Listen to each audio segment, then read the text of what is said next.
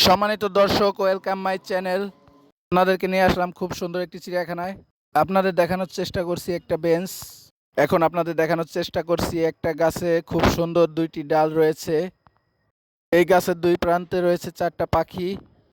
এখন দেখুন খুব বড় একটি অজগর সাপ একটি গাছের ব্যাঙকে কিভাবে ধরেছে।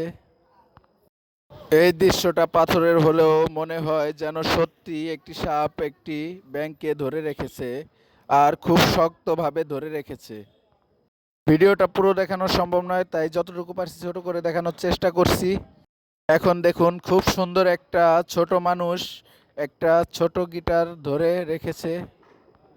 তো ভিডিওটা দেখলে মনে হয় যেন আসলে বাস্তবে একটা মানুষ দাঁড়িয়ে রয়েছে। এখন আপনাদের দেখানোর চেষ্টা করব খুব বড় দুইটা খরগোশ। তো এই যে একটা দেখুন, আর এই যে একটা খরগোশ। এই খরগোশটির মাথা খুব ভেঙে গিয়েছে। এখন দেখুন, এই দেখুন খুব সুন্দর একটা বড় হাঁস আপনাদেরকে ওয়েলকাম জানানোর চেষ্টা করছে।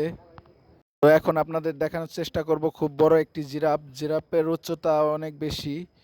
তো দেখুন, আর আমাকে পারলে একটা সাবস্ক্রাইব করে দেবেন, এতে করে আমার নতুন নতুন ভিডিও সবার আগে পেয়ে যাবেন।